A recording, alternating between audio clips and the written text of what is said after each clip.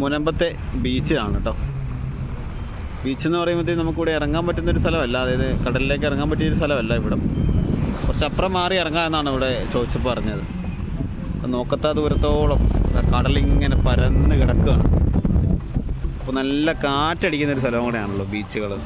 അവിടുന്ന് ബോട്ടൊക്കെ പോകുന്നത് അങ്ങ് ദൂരമായിട്ട് കാണാം. അപ്പോൾ ഇടയ്ക്കിടയ്ക്ക് ഇവിടെ നല്ല ശക്തമായിട്ട് തിരമാല ഇങ്ങനെ കയറി വരുന്നുണ്ട് കേട്ടോ. അപ്പോൾ തിരമാല ഇവിടെ കടലേറ്റം ഉണ്ടാകുന്നൊരു മേഖലയാണെന്നാണ് അറിഞ്ഞത്. അപ്പോൾ അതുകൊണ്ട് ഇങ്ങനെ ഒരുപാട് കല്ലുകൾ ഇട്ടിട്ടുണ്ട് അധികം വെള്ളം കയറി വരാതിരിക്കാനായിട്ട്.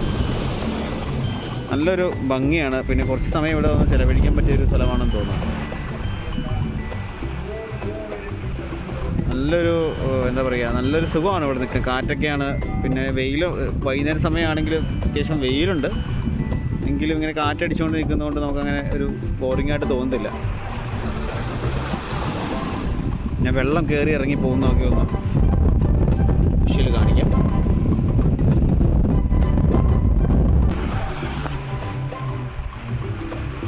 നമസ്കാരം.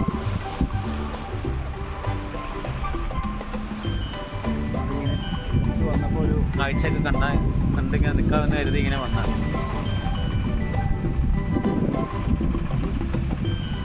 നിങ്ങൾ അങ്ങോട്ട് അങ്ങനെ നോക്കാൻ പറ്റില്ല. അതുപോലെ കണ്ണിലേക്ക് കറക്റ്റായിട്ട് സൂര്യൻ അടിച്ചുകൊണ്ടിരിക്കുന്ന സമയമാണ്. ഇങ്ങനെ കണ്ണിങ്ങനെ കാണാത്ത രീതിയിൽ സൂര്യൻ അടിക്കാത്ത രീതിയിലൊന്ന് പൊത്തിപ്പിടിച്ചിട്ട് വേണം നമുക്കൊന്ന് കാണാനായിട്ട്. അവിടെയൊക്കെ ബോട്ടുകളും കപ്പലുകളും ഒക്കെ കിടപ്പുണ്ട് കേട്ടോ. ചെറിയ ചെറിയ അതൊക്കെ കാണാം, ദൂരത്തേക്ക് കിടക്കുന്നതൊക്കെ ആയിട്ട്.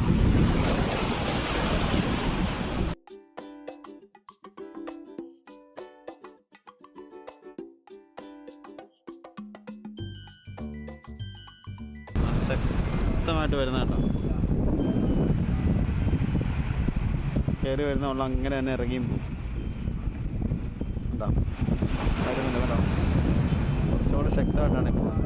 ഇപ്പോഴും അങ്ങനെ ശക്തമായിട്ട് വരുന്നില്ല കേട്ടോ. ഞാൻ ഇവിടെ നോക്കുമ്പോൾ കയറി വരുന്നില്ല. ഇടയ്ക്കിടയ്ക്ക് നന്നായിട്ട് കയറി വരുന്നുണ്ട്. നല്ല രസം. ഇവിടെ നിന്ന് കുറച്ച് നേരം നിൽക്കാം. നല്ല കാറ്റും ഇളം വെയിലും